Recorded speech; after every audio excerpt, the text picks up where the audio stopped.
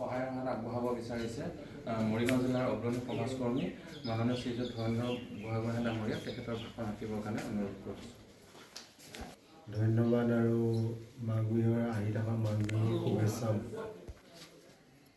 মোক আজি আপোনালোকৰ সন্মুখত বিশেষ ক'বলগীয়া একো নাই। মই প্ৰথমতে ক'ব লাগিব যে আমাৰ উপযুক্ত বক্তা ডালিম ফুকন ডাঙৰীয়াই আপোনালোকক যথেষ্ট সাধাৰণ বক্তব্য ডেকা ডাঙৰীয়াই গোটেই বিষয়টো সুন্দৰভাৱে উপস্থাপন কৰিছে আৰু মই তেখেতক ধন্যবাদ আৰু কৃতজ্ঞতা এইকাৰণে জনাওঁ।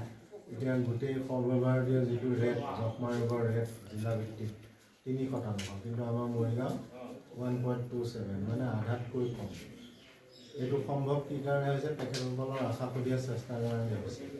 আৰু মই অনুভৱ কৰিব পাৰিছোঁ যে তেওঁ এগৰাকী সমাজৰ লগত সহজ সৰলভাৱে মিলি যাব পৰা ব্যক্তি হয় আৰু সেইকাৰণেই ৰোগটো নিৰ্মূলৰ কাৰণে তেওঁ নিস্বাৰ্থভাৱে আগবাঢ়ি যাব পাৰিছে। এতিয়া কথা হ'ল যে যক্ষ্মা, কলেৰা, কেঞ্চাৰ এই শব্দকেইটা আমাৰ বদ্ধমূল ধাৰণা। যক্ষ্মা ৰোগটো সেই শ্ৰেণীত নাই। যক্ষ্মা ৰোগটো এতিয়া সম্পূৰ্ণ নিৰ্মূল হ'ব পাৰে। আপোনালোক যদিও যক্ষ্মা ৰোগত ভুগি আছে, শব্দটো অকণমান মানে মডিফাই কৰিব পালে ভাল হয়। অসমীয়া মানুহৰ বা সৰ্বভাৰতীয় সমাজ ব্যৱস্থাত যক্ষ্মা শব্দটো মানে অলপ মানে ভাল হেৰিত সেইটো মডিফাই কৰি মই আহ্বান জনাম মৰিগাঁও যক্ষ্মা ৰোগ বিষয়া এতিয়া ৰোগীসকললৈ সন্মান বাচি যায়। আমাৰ সমাজতো আমাৰ মুখেদি ওলাব নহয়। আজিৰ তাৰিখত এইটো আপোনালোকে যদি নিয়মমতে ঔষধ লৈ থাকে, পুষ্টিকৰ আহাৰ খাই থাকে, ঘৰখনৰ যদি যিখিনি পালিব লগা নিয়ম আছে সেইখিনি নিয়ম যদি আপোনালোকে পালন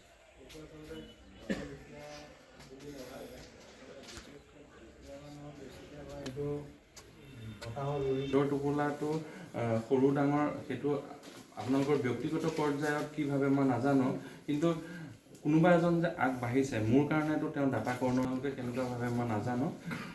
মই একোজনকৈ ৰোগীৰ নাম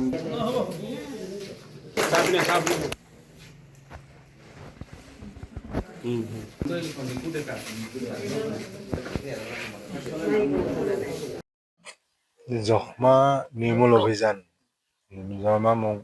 যক্ষ্মা মুক্ত যি অভিযান চলি আছে মৰিগাঁও ডিষ্ট্ৰিক্টত সুচাৰুৰূপে চলি আছে বুলি মোৰ অনুভৱ হৈছে। সৰ্বভাৰতীয় ৰেট যিহেতু 3%, আমাৰ মৰিগাঁও জিলাত 1.27%। গতিকে আমাৰ যক্ষ্মা ৰোগ বিষয়া অপূৰ্ব ডেকা ডাঙৰীয়া, ডাক্তৰ অপূৰ্ব ডেকা ডাঙৰীয়াই, অমৰজ্যোতি ডেকা ডাঙৰীয়াই সুন্দৰভাৱে তেখেতৰ কাৰ্য সম্পাদন কৰিছে বুলি মোৰ অনুভৱ হৈছে।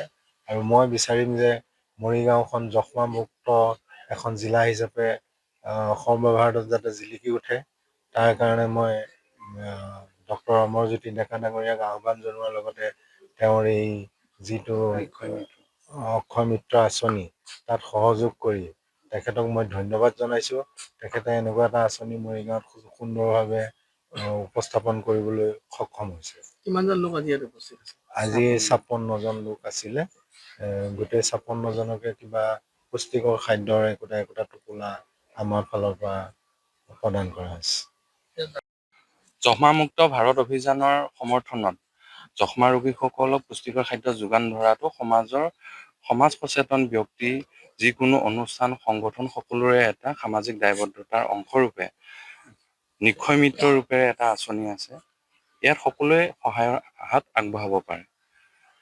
মৰিগাঁও জিলাৰ অগ্ৰণী সমাজকৰ্মী শ্ৰীযুত ধীৰেন্দ্ৰ বুঢ়াগোহাঁইদেৱে আমাৰ মৰিগাঁও সমষ্টিৰ 56জন ৰোগীৰ কাৰণে আজি প্ৰথম যোনটো ইনষ্টলমেণ্ট বুলি আমি ক'ব পাৰোঁ, খাদ্য টোপোলাৰে আমি আৰম্ভ কৰিছোঁ। এই কাৰ্যসূচীটো আমি নিয়াৰিকৈ 6 মাহলৈকে আমি চলাই ৰাখিম বুলি আমি আশা কৰিছোঁ। আৰু মোৰ কাৰণে জিলা যক্ষ্মা বিষয়া হিচাপে মই খুবেই তেখেতৰ প্ৰতি কৃতজ্ঞতা বোধ প্ৰকাশ কৰিছোঁ, কিয়নো যিখিনি সময়ত মানুহে সহায়ৰ হাত আগবঢ়াবলৈ নাহে, সেইখিনি সময়ত তেখেতে যে 56জন, এজনৰ কাৰণেই ওলাই নাহে মানুহ, 56জন যক্ষ্মা ৰোগীৰ কাৰণে কেৱল মাত্ৰ খাদ্যৰ টোপোলা দিছে সেইটোৱেই নহয়, নৈতিকভাৱে হওক মানসিকভাৱে ঔষধ সেৱন কৰি যাতে সম্পূৰ্ণ আৰোগ্য হ'ব পাৰে, সেইখিনিলৈকো তেখেতে ছাপোৰ্ট আগবঢ়াবলৈ মনস্থ কৰিছে। গতিকে মৰিগাঁও জিলা প্ৰশাসনৰ হৈ মৰিগাঁও জিলা স্বাস্থ্য সমিতিৰ হৈ মই তেখেতলৈ পৰম কৃতজ্ঞতাবোধ স্বীকাৰ কৰিছোঁ। আপোনাৰ ভাল নামটো? মই ডক্টৰ অমৰজ্যোতি ডেকা, মৰিগাঁও জিলা যক্ষ্মা বিষয়া।